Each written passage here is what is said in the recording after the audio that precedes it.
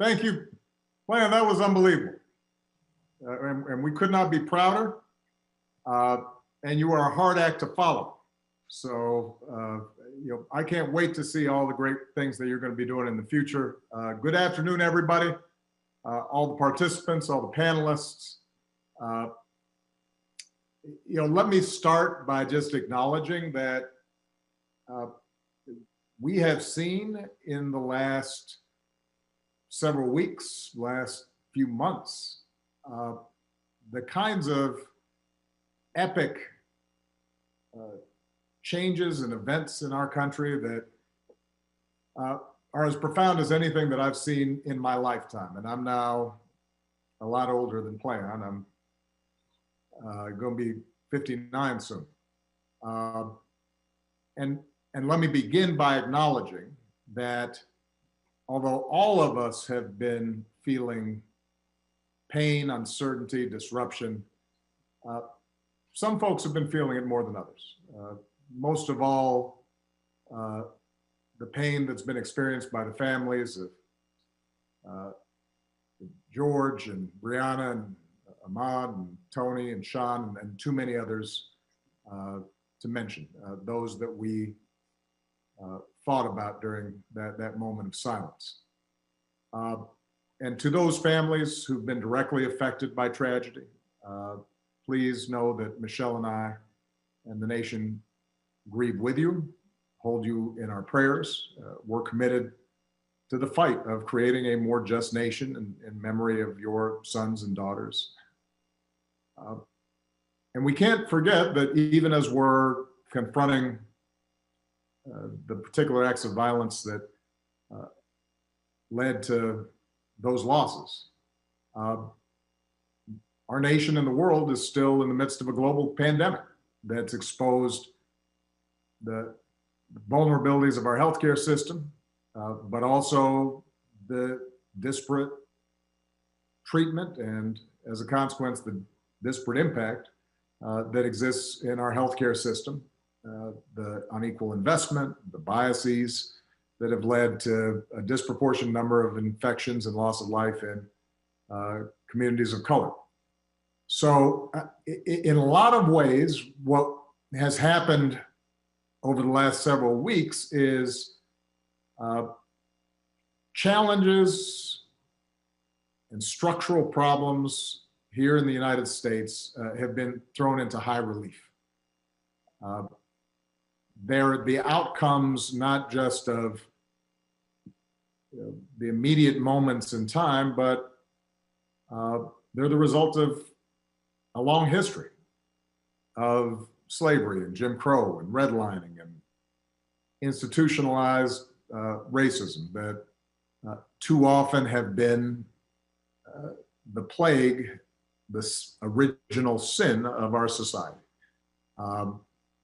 And in some ways, as tragic as these past few weeks have been, as difficult and scary and uncertain as they've been, they've also been an incredible opportunity for people to be awakened to some of these underlying trends.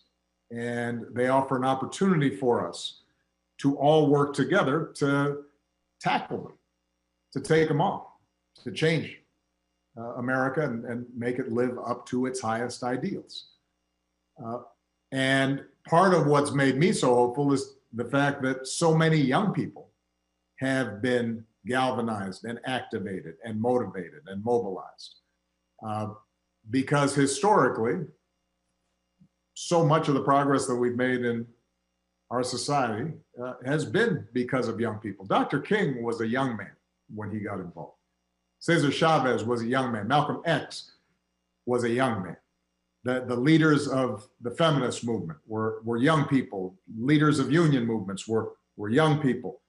The leaders of the environmental movement in this country and the movement to make sure that the LGBT community finally had a voice and was represented were young people. And so when sometimes I feel despair, I just see what's happening with young people all across the country and the talent and the voice and the sophistication that they're displaying. And it makes me feel optimistic. It makes me feel as if, you know, this country is going to get better. Now, I want to speak directly to the young men and women of color in this country, who, as Plan just so eloquently described, have witnessed too much violence and too much death. And too often, some of that violence has come from folks who were supposed to be serving and protecting you. I want you to know that you matter. I want you to know that your lives matter, that your dreams matter. And when I go home and I look at the faces of my daughters, Sasha and Malia, and I look at my nephews and nieces, I see limitless potential that deserves to flourish and thrive. And you should be able to learn and make mistakes and live a life of joy without having to worry about what's going to happen when you walk to the store or go for a jog or are driving down the street or looking at some birds in a park. And so I hope that you also feel hopeful, even as you may feel angry, because you have the power to make things better, and you have helped to make the entire country feel as if this is something that's got to change. You've communicated a sense of urgency that is as powerful and as transformative as anything that I've seen in recent years. I want to acknowledge the folks in law enforcement that share the goals of reimagining policing, because there are folks out there who took the oath to serve your communities and your countries, have a tough job, and I know you're just as outraged about the tragedies in recent weeks as are many of the protesters. And so we're grateful for the vast majority of you who protect and serve. I've been heartened to see those in law enforcement who've recognized, let me march along with these protesters. Let me stand side by side and recognize that I want to be part of the solution. And who've shown restraint and volunteered and engaged and listened, because you're a vital part of the conversation. And change is going to require everybody's participation. Now, when I was in office, as was mentioned, I created a task force on 21st century policing in the wake of the tragic killing of Michael Brown. That task force, which included law enforcement and community leaders and activists, was charged to develop a very specific set of recommendations to strengthen public trust and foster better working relationships between law enforcement and communities that they're supposed to protect, even as they're continuing to promote effective crime reduction. And that report showcased a range of solutions and strategies that were proven and that were based on data and research to improve community policing and collect better data and reporting and identify and do something about implicit bias in how police were trained and reforms to use the force that police deploy in ways that increase safety rather than precipitate tragedy. And that report demonstrated something that's critical for us today. Most of the reforms that are needed to prevent the type of violence and injustices that we've seen take place at the local level. Now, reform has to take place in more than 19,000 American municipalities, more than 18,000 local enforcement jurisdictions. And so as activists and everyday citizens raise their voices, we need to be clear about where change is going to happen and how we can bring about that change. It is mayors and county executives that appoint most police chiefs and negotiate collective bargaining agreements with police unions.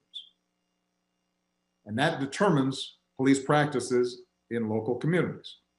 It's district attorneys and state's attorneys that decide typically whether or not to investigate and ultimately charge those involved in police misconduct. And those are all elected positions. And in some places, they're police community review boards with the power to monitor police conduct. Those oftentimes may be elected as well. The bottom line is I've been hearing a little bit of chatter in the internet about voting versus protest, politics and participation versus civil disobedience and direct action. This is not a either or. This is a both and. To bring about real change, we both have to highlight a problem and make people in power uncomfortable, but we also have to translate that into practical solutions and laws that can be implemented and we can monitor and make sure we're following up on. So, very quickly, let me just close with a couple of specific things. What can we do? Number one, we know there are specific evidence-based reforms that, if we put in place today, would build trust, save lives, would not show an increase in crime. Those are included in the 21st Century Policing Task Force report. You can find it on obama.org. Number two, a lot of mayors and local elected officials read and supported the task force report, but then there wasn't enough follow-through. So today I am urging every mayor in this country to review your use of force policies with members of your community and commit to report on planned reforms. What are the specific steps you can take? And I should add, by the way, that the original task force report was done several years ago. Since that time, we've actually collected data, in part because we implemented some of these reform ideas. So we now have more information and more data as to what works. And there are organizations like Campaign Zero and Color of Change and others that are out there highlighting what the data shows, what works, what doesn't in terms of reducing incidents of police misconduct and violence. Let's go ahead and start implementing those. So we need mayors, county executives, others who are in positions of power to say, this is a priority. This is a specific response. Number three, every city in this country should be a My Brother's Keeper community, because we have 250 cities, counties, tribal nations who are working to reduce the barriers and expand opportunity for boys and young men of color through programs and policy reforms and public-private partnerships. So go to our website, get working with that, because it can make a difference. And let me just close by saying this. I've heard some people say that you have a pandemic, then you have these protests. This reminds people of the 60s and the chaos and the discord and distrust throughout the country. I have to tell you, although I was very young when you had riots and protests and assassinations and discord back in the 60s, I know enough about that history to say there is something different here. You look at those protests, and that was a far more representative cross-section of America out on the streets, peacefully protesting, and who felt moved to do something because of the injustices that they had seen. That didn't exist back in the 1960s, that kind of broad coalition. The fact that recent surveys have showed that despite some protests having then been marred by the actions of some, a tiny minority that engaged in violence, that despite, as usual, that got a lot of attention, a lot of focus, despite all that, a majority of Americans still think those protests were justified. That wouldn't have existed 30, 40, 50 years ago. There is a change in mindset that's taking place, a greater recognition that we can do better. And that is not as a consequence of speeches by politicians. That's not the result of, spotlights in news articles. That's a direct result of the activities and organizing and mobilization and engagement of so many young people across the country who put themselves out on the line to make a difference. And so I just have to say thank you to them and for helping to bring about this moment, and just make sure that we now follow through. Because at some point, you know, attention moves away. At some point, protests start to dwindle in size.